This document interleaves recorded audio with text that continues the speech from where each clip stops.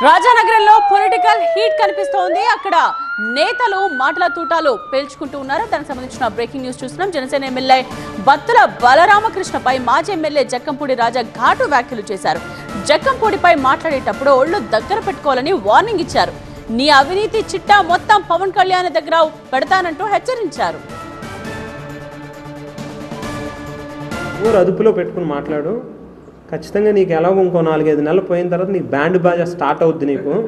నువ్వు ఒక్క రాత్రి కూడా నేను పడుకొని చూస్తూ ఉండు. పెద్ద ఎక్కువ అవసరంలే. ఒక్క 4-5 నెలలు నువ్వు చక్కగా రెస్ట్ తీసుకో.